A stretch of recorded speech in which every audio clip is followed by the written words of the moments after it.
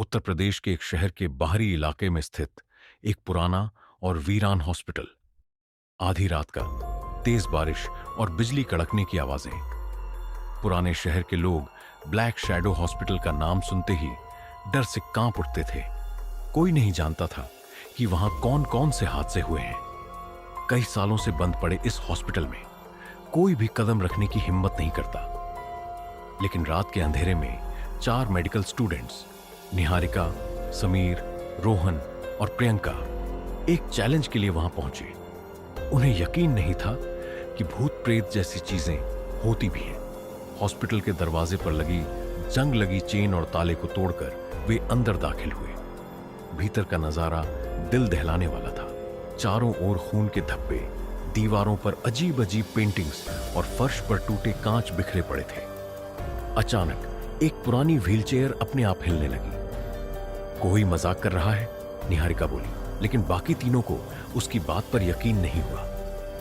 जब वे तीसरे फ्लोर पर पहुंचे तो अचानक निहारिका को लगा कि किसी ने उसकी गर्दन पर हल्का सा हाथ रखा। उसने मुड़कर देखा, लेकिन कोई नहीं था। यह जगह ठीक नहीं है, प्रियंका ने धीरे से कहा। रोहन ने मजाक उड़ाते हुए कहा, डरपोक मत बनो, आगे बढ़ते हैं। लेकिन जैसे ही वे ऑपरेशन थिएटर के पास पहुंचे, वहां एक दरवाजा जोर से बंद हुआ। उस कमरे के भीतर चारों ने देखा कि एक बड़ा सा ऑपरेशन टेबल था जिस पर खून के ताजे धब्बे थे। निहारिका ने जमीन पर एक फाइल देखी। फाइल खोलते ही उसमें लिखा था, यहां जो भी आता है वो वापस नहीं लौटता। ये जगह उनकी है। उनकी? समीर ने घबराकर पूछा। तभी अचानक कमरे की सभी लाइट्स अपने आप बंद हो गईं। चारों अंधेरे में चिल्लाने लगे। जब लाइट्स वापस आईं तो उनके सामने एक अजीब सी आकृति खड़ी थी। उसकी आंखें लाल थीं और उसके लंबे नाखूनों पर खून लगा था। भागो, प्रियंका ने चिल्लाया, लेकिन दरवाजा अपने आप लॉक हो गया। उस आकृति ने धीरे धीरे चलना शुरू किया और कहा, तुम सब यहां मरने आए हो। किसी तरह समीर ने खिड़की तोड़ी और वे सभी दूसरी मंजिल तक कूद गए। लेकिन हॉस्पिटल के हर कोने में वही रूह दिख रही थी। तुम यहां से बच नहीं सकते, रूह ने कहा। जैसे तैसे चारों मुख्य दरवाजे की ओर भागे। लेकिन जब उन्होंने बाहर की ओर देखा तो पाया कि वे उसी ऑपरेशन थिएटर में वापस पहुंच गए हैं। हॉस्पिटल से बाहर निकलने का हर रास्ता बंद हो चुका था। रूह ने उन चारों को घेर लिया। उसकी डरावनी हंसी ने उनकी आत्मा तक को कंपा दिया। तुम लोग यहां क्यों आए? रूह ने पूछा। हम सिर्फ देखने आए थे, रोहन ने कांपते हुए कहा। तो अब देखो, यहां का अंधेरा तुम्हें हमेशा के लिए अपने पास रखेगा। अचानक चारों ने महसूस किया कि उनके शरीर बेजान हो रहे हैं। उनके चिल्लाने की आवाजें हॉस्पिटल की दीवारों में गूंज गईं। रात खत्म होने तक ब्लैक शैडो हॉस्पिटल के गेट पर सिर्फ 4 खून से लथपथ स्टेथोस्कोप पड़े मिले।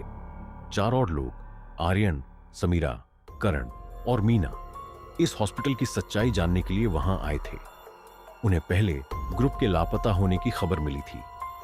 वे खुद को बहादुर समझते थे, लेकिन यह जगह किसी की भी हिम्मत तोड़ सकती थी। जैसे ही वे पहली मंजिल पर पहुंचे, उन्हें एक बंद कमरा मिला। दरवाजे पर खून से लिखा था, यहां मत आओ। लेकिन उनकी जिज्ञासा ने उन्हें रोकने नहीं दिया। दरवाजा खोलते ही उन्हें एक मरीज मिला। वह बिना हिले डुले बेड पर लेटा हुआ था। उसकी आंखें खुली थीं, लेकिन ऐसा लग रहा था कि वह जिंदा नहीं है। यह कौन हो सकता है? आर्यन ने पूछा। समीरा ने उसके हाथ पर लिखा देखा, मुझे यहां से बाहर निकालो। जैसे ही उन्होंने मरीज को छूने की कोशिश की, कमरे में रखी सारी चीजें अपने आप गिरने लगी। मरीज अचानक हंसने लगा। उसकी हंसी इतनी तेज थी कि उनके कानों में दर्द होने लगा। वह हंसते हंसते बोला, तुम लोग अब नहीं बचोगे।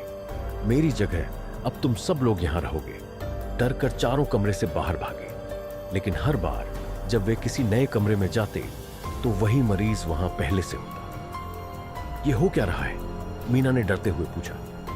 हमें यहां से तुरंत निकलना होगा, करण चिल्लाया। उनमें से एक, आर्यन ने हिम्मत करके मरीज से फिर से बात करने की कोशिश की। तुम कौन हो?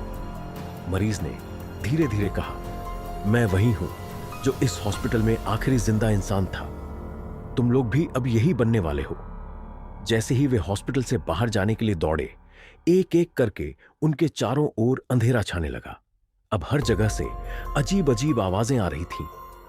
किसी ने उनके पीछे से विस्पर्ड किया, तुम यहां क्यों आए? मीना ने डर कर कहा, हमें माफ कर दो, हमें यहां से जाने दो। उस आवाज ने जवाब दिया, तुम्हें माफी नहीं मिलेगी, ये जगह तुम्हारी रूह को खा जाएगी। आखिरी दृश्य में वे सब भागते भागते ऑपरेशन थिएटर में फिर से पहुंच गए। वहां मरीज का शरीर अब गायब था, लेकिन उनकी जगह उनके खुद के चेहरे वाले 4 शव पड़े थे। हम मर चुके हैं, करण ने कांपते हुए पूछा। आवाज गूंजी, तुम्हारा अंत यही था। ब्लैक शैडो हॉस्पिटल में मौत का खेल कभी खत्म नहीं होता। लाइट्स बंद हो गई। हॉस्पिटल में फिर से सन्नाटा छा गया। क्या हॉस्पिटल का राज कभी खुलेगा? क्या यह हॉस्पिटल वाकई एक अभिशापित जगह है, या इसके पीछे कोई गहरा राज छिपा है? ब्लैक शैडो हॉस्पिटल अब तक 8 लोगों को निगल चुका था। आसपास के गांव और शहरों के लोग इसे मौत का घर कहते थे। कोई इसके करीब जाने की हिम्मत नहीं करता, लेकिन कुछ लोग ऐसे भी थे जो इसका सच जानने की जिद पकड़ चुके थे। इस बार डॉक्टर अरुण, एक मनोवैज्ञानिक, और उनकी टीम हॉस्पिटल पहुंचे। डॉक्टर अरुण का मानना था कि यह सब सिर्फ अफवाह है और डर का मनोवैज्ञानिक प्रभाव है। उनकी टीम में 3 और लोग थे, संध्या, एक इतिहासकार, राजेश, एक पत्रकार, और अंकुर, एक फिल्म मेकर। वे सब हॉस्पिटल का राज जानने और इसे रिकॉर्ड करने के लिए आए थे। अंधेरे और सन्नाटे के बीच जब वे हॉस्पिटल के अंदर दाखिल हुए, तो उनकी टॉर्च की रोशनी से दीवारों पर अजीब आकृतियां और रक्त के धब्बे चमकने लगे। संध्या ने कहा, यह जगह सच में भूतियां लगती है, लेकिन हो सकता है यह सब पुराने हादसों के निशान हो। डॉक्टर अरुण ने मुस्कुराते हुए जवाब दिया, यह सब डर के दिमागी खेल हैं। कोई रूह या भूत नहीं होते। चलो सबूत इकट्ठा करते हैं। जब वे चौथी मंजिल पर पहुंचे तो अचानक एक कमरे का दरवाजा अपने आप खुल गया। भीतर झांकने पर उन्होंने देखा कि वहां ऑपरेशन टेबल पर एक औरत का अधजला शरीर पड़ा हुआ था। राजेश ने फुसफुसाते हुए कहा, यह किसकी लाश है और यह अभी तक सड़ क्यों नहीं गई? तभी औरत की आंखें खुल गईं। उसने कांपती आवाज में कहा, भागो वरना तुम सब यहीं मर जाओगे। अंकुर ने जल्दी से अपनी कैमरा रिकॉर्डिंग चालू कर दी, लेकिन कैमरे की स्क्रीन काली पड़ गई। औरत की चीख गूंजने लगी और कमरा अपने आप लॉक हो गया। टीम ने जब कमरे से भागने की कोशिश की तो हर बार वे उसी कमरे में लौट आते। डॉक्टर अरुण को समझ नहीं आया कि यह कैसे हो रहा है। यह दिमागी खेल नहीं हो सकता, यह कुछ और है, उन्होंने पहली बार डरते हुए कहा। तभी दीवार पर खून से लिखा दिखा, तुम सब ने मेरी शांति भंग की है, अब तुम्हें इसकी सजा मिलेगी। संध्या ने उस पर ध्यान दिया और बोली, शायद यह हॉस्पिटल का इतिहास है, हमें समझना होगा कि यहां क्या हुआ था। संध्या ने टीम को बताया कि 50 साल पहले इस हॉस्पिटल में एक डॉक्टर डोशीटालम वीरेंद्र ने गैर कानूनी और अमानवीय प्रयोग किए थे। उसने कई मरीजों को जिंदा ऑपरेशन कर मार डाला था। कहते हैं कि जब एक दिन मरीजों ने विद्रोह किया तो डॉक्टर ने पूरे हॉस्पिटल को आग लगा दी, जिसमें मरीज और स्टाफ जिंदा जल गए। शायद उनकी आत्माएं अभी भी यहां फंसी हुई हैं, संध्या ने कहा। जैसे ही वे नीचे जाने के लिए सीढ़ियों की ओर बढ़े, हर जगह खून बहने लगा। फर्श पर गिरा खून धीरे धीरे ऊपर चढ़ने लगा, मानो उन्हें पकड़ने की कोशिश कर रहा हो। राजेश का पैर फिसल गया और वह खून में गिर पड़ा। तभी खून ने उसका पूरा शरीर घेर लिया और उसकी चीख कमरे में गूंजने लगी। बचाओ, वह चिल्लाया, लेकिन खून उसे खींचकर दीवार के अंदर समा गया। अब डॉक्टर अरुण, संध्या और अंकुर बचे थे। वे जैसे तैसे एक पुरानी फाइल खोजने में कामयाब हुए। फाइल में लिखा था, यह हॉस्पिटल श्रापित है, इसे छोड़कर जाने का कोई रास्ता नहीं। संध्या ने रोते हुए कहा, हमें यहां से निकलना होगा वरना हम भी मारे जाएंगे। तभी एक महिला की डरावनी आवाज गूंजी, तुम लोग यहां से कभी नहीं जा सकते। कमरे में तेज हवा चलने लगी। डॉक्टर अरुण ने महसूस किया कि उनकी गर्दन पर किसी ने हाथ रखा है। कौन है? उन्होंने चिल्लाया। तभी अचानक उनके सामने एक अजीब सी आकृति प्रकट हुई। वह आधा इंसान और आधा जला हुआ दिख रहा था। मैं वही हूं जिसने इस हॉस्पिटल में सब कुछ खत्म किया। अब तुम भी खत्म हो जाओगे। डॉक्टर अरुण ने संध्या और अंकुर को भागने के लिए कहा, लेकिन जब वे दरवाजे की ओर दौड़े तो दरवाजा पिघलकर खून में बदल गया। संध्या ने हिम्मत जुटाकर उस रूह से पूछा, तुम हमसे क्या चाहते हो? रूह ने धीमे स्वर में कहा, यह जगह सिर्फ हमारी है। तुम सबने यहां कदम रखकर हमारी शांति भंग की। अब तुम्हारी आत्माएं हमारी कैद में रहेंगी।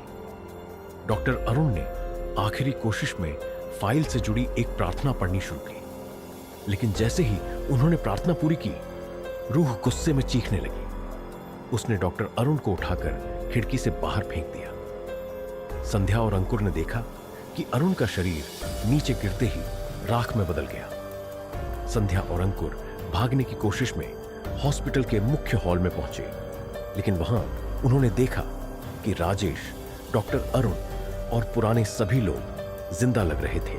तुम सब? संध्या ने कांपते हुए पूछा। तभी उन सब ने पलटकर संध्या को घूरा और कहा, तुम भी अब हमारी तरह हो। हॉस्पिटल की लाइट्स बंद हो गई। बाहर से किसी ने देखा कि हॉस्पिटल की खिड़की से सिर्फ 2 और परछाइयां गायब हो गई। ब्लैक शैडो हॉस्पिटल की दहशत हमेशा के लिए बनी रही। वहां आने वाला कोई भी इंसान कभी वापस नहीं लौटा। यह हॉस्पिटल अब रूहों का घर कहलाता था।